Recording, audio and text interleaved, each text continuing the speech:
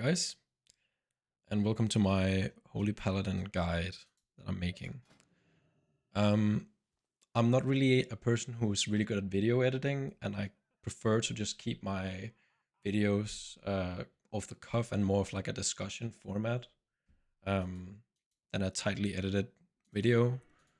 So if you're looking for, a super fast-paced, like here are the fundamentals of how to play Holy Paladin, this is probably not the video for you. But if you are looking for some really in-depth knowledge and some aspects of the class that not a lot of people take advantage of, then I think this is going to be a video that you probably want to watch. I'm going to be covering, of course, talents and glyphs, the gear that you want, the gems, the enchants, the professions, some gameplay stuff, some weak aura stuff, some macro stuff. And it's going to be focused on how to get the most out of the class as possible, and not really. So it's not going to be a traditional like old school Holy Paladin where you just kind of sit in ranged and you cast your spells. It's going to be very min maxy and kind of like, I guess, high end focused. So if you're looking to chill, maybe this is not the video. But if you're looking to pump, this is it. So let's start off with talents. And there's only really two builds that you're ever going to be using if you're serious about raiding. And one is a improved Blessing of Wisdom build that one of the paladins in your raid are going to have. And the other one is improved Concentration Aura build that the other one will have. The only real talent that can kind of mix around is this talent. I've been trying it out with only 1 point in it, and I think it's bad. I think you should just take 2 points in it, and I'm gonna explain why the hit chance is so good in a little bit. But yeah, just take 2 points in this, and 1 point in this if you are the Wisdom build, and if you're the Concentration Aura build, you just take 3 points here, and you don't take any of these two. So it's pretty straightforward. And then, of course, in the protection build, you're going to be taking these talents. This is a huge trap. If you're going to be playing the way that I would like to play Paladin, you don't want to take this ever.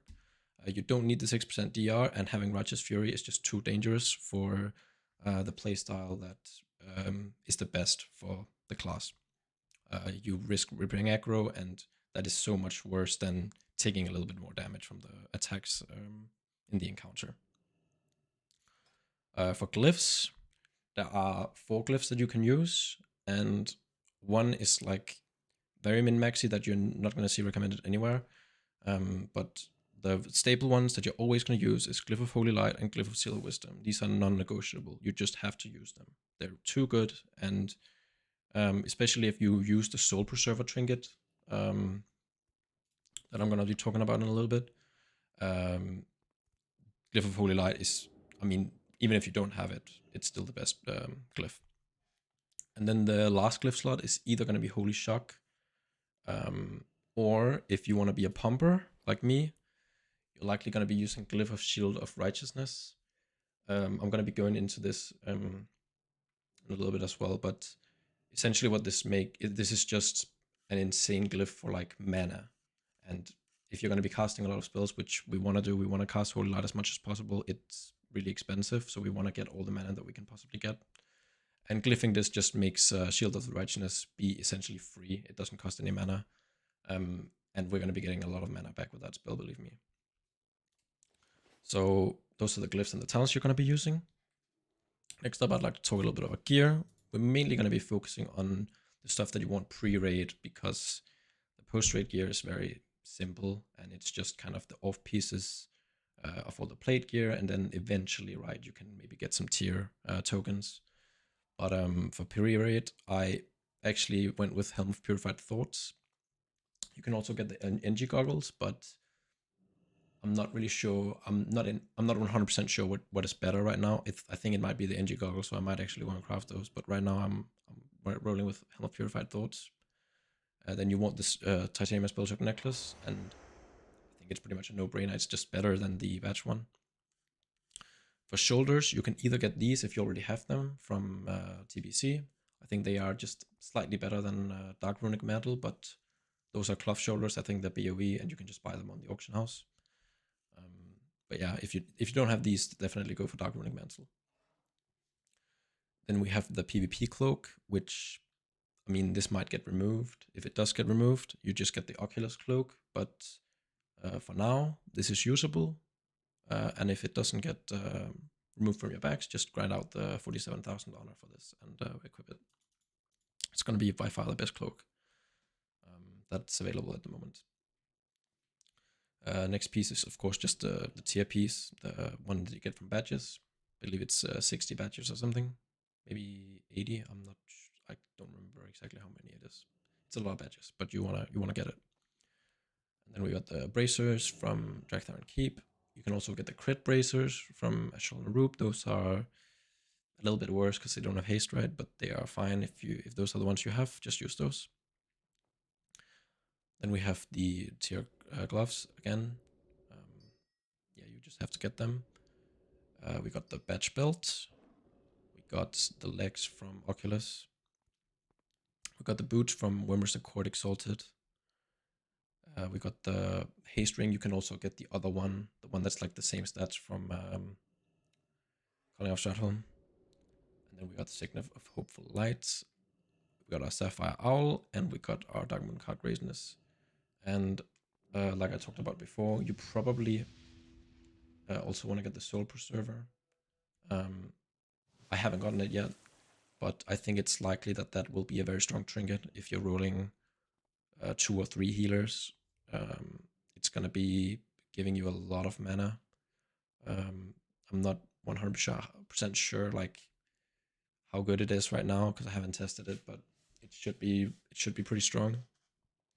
But I think the Sapphire Owl is a pretty safe bet, and with good usage of this, it's gonna be almost as good in every situation, right? And the Soul Preserver is like a situational one where if you're getting a lot of hits with the Glyph of Holy Light that I talked about before, it can actually like proc it. So you know how it's a 2% proc chance to get the mana cost reduction on it?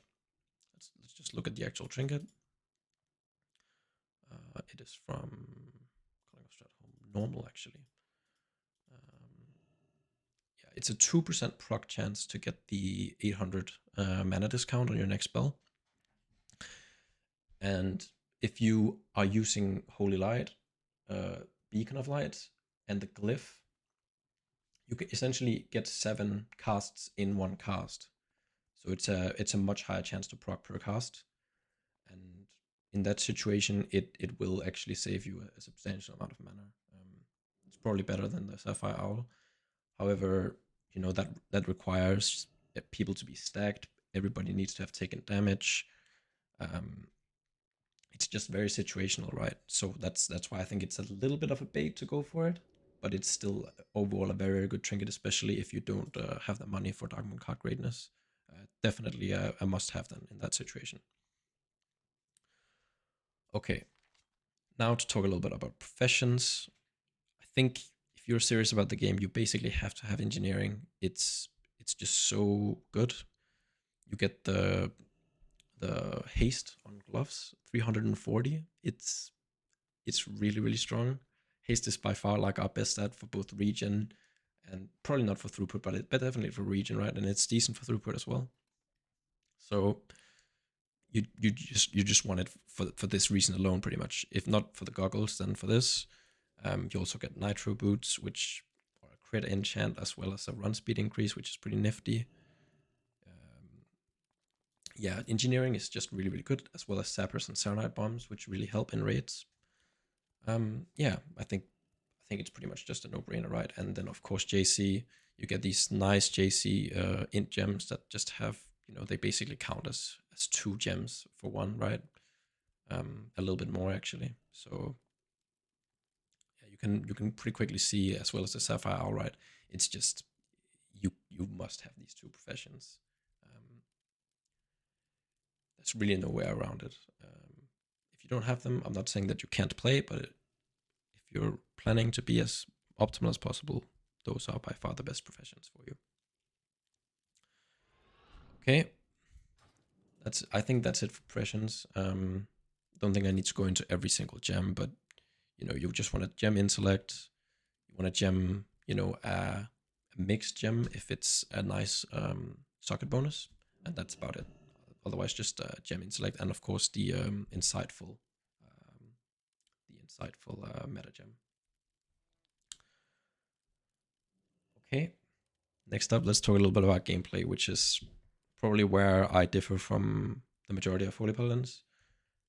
And it's in that we are going to be focusing a lot more on being in melee range, which a lot of people don't take advantage of. And the reason for that is because of Seal of Wisdom, which it gives us 4% mana on a proc whenever we hit with an attack. So that can be auto attacks or Shield of the Righteous. And I'm not saying that you should be, of course, don't be stupid with this, right? If somebody needs healing, of course, prioritize healing people. What we want to be in melee for is basically if there's not really a need for healing at the moment, or if you think other people are handling it, that's why you want, you know, an add-on that shows incoming healing on other people. You don't want to like try to snipe that heal. Like you want to try and focus on regening some mana so you can use our best heal, which is Holy Light, more. And the way that we do this is we, of course, we go into melee range. We use the Glyph of Shield of the Righteous, which basically makes it so that Shield of the Righteousness costs 0 mana. It costs like 50 when it's glyphed. So it costs 20% of 263, which is like 50. It's like 52 mana or something. So we're using this to fish for a proc whenever we are not casting casting Holy Lights. Then we're just going to use this to fish for a proc, and we're also going to auto attack, of course. And the proc chance with our pre-raid based weapon, which is this one, is around 50%. I think it's a bit higher than that actually, but yeah, it's like around a 50% proc chance. So essentially, if you're using Shield of Righteousness, let's say you can use this 6 times a minute. Let's just throw that out there, right? 6 times. And you're getting maybe like, let's also say 6 auto attacks or something. So you're getting 12 swings in total. That actually gives us back like 66.6 thousand mana over a minute. And bear in mind, that's if we're only doing that 6 times, which, well, honestly, likely, unless you're playing with very few healers, you're likely to be able to do that much more than that. So that's just like a low ball estimate, right? 6,600 mana from just being in melee range and, you know, throwing a Shield of the Righteousness every now and then, and, you know, doing an auto or two. And if you are not taking advantage of this, I mean, yeah, you have to take advantage of this if you want to like really blast. And the amount of people that I see like just refusing to do this, and even, you know, sometimes being aggressive, like for instance, if you go into the Paladin Discord for Classic, I mean, I brought up this suggestion and just tried to have a little discussion about it, and I mean, I got flamed kind of just for bringing up this glyph, right, and asking about why nobody else is talking about it. So yeah, I definitely think that if you're comfortable with it, just start getting used to being in melee and getting some Orgados, and you will quickly see how much of a difference it makes in your region, right? The next thing that I should cover is Divine Plea usage, which, I mean, be reasonable with it, but I do have a weak aura that I can share with you, which is just a very basic one. It just shows me, whenever I proc greatness. So there I got the proc, and then when I get this proc, if Divine Plea is ready, and I know that this is not an intense part of the fight, I will just press Divine Plea, and then I've got Divine Plea rolling, and I will regen mana, right? And you just want to do this as often as possible, and you will very quickly get a grasp of like when this is responsible to do. And you can even like cover it with Avenging Wrath and stuff if you feel like you need some throughput while it's going on. Divine Illumination is very much like Avenging Wrath. You just want to use it when you feel like you're going to be casting a lot of spells. So yeah, just use it to like save the most amount of mana as possible, right? That's really all I can say about the cooldowns. The next thing is, of course, macros, which for this playstyle to work for you, you basically have to heal with mouse overs. You can't really get around it. Because you want to have the boss targeted, and then you want to mouse over whoever you want to heal on your raid frames, right? And that's how we're going to be getting healing done. So we need mouse overs for, of course, all of our heals, our beacon of light, our renew, lay on hands, you know, our sacrifice, our bob, our sacred shield, which of course you want to try and keep up as much as possible, but this is really, it's not going to give you as much value as you might think. But yeah, you can use sacred shield if you feel like it. I'll definitely just play around with it a little bit, but sacred shield is actually a very overrated ability in PvE, I think. But the yeah, this macro is for sure like the main one that you want to try and get if you want to play this way. And essentially what it is, it's a help harm macro for Holy Light and Shields of the Righteousness, so that you can have it on one button. So if I'm trying to mouse over an ally, this is an enemy. But if this was an ally and I was mouse overing him on my raid frames, it would heal Holy Light. And if I don't have anything mouse overed, and I'm trying to do my and I've got the boss targeted, sorry, it will just cast Shield of the Righteousness on that mob. So yeah, that's basically all there is to it.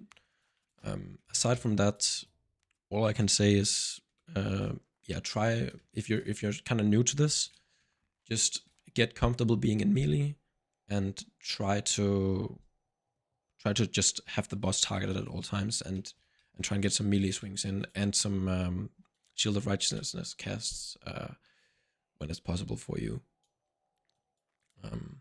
Yeah, that's about it. I hope you guys got something from this, and if you have any questions about gearing or how to play, or even if you want me to do like a VOD review or something, just let me know and I will probably get around to it. I'm happy to help. Yeah, that's gonna be it for this video, and I hope to see you guys soon.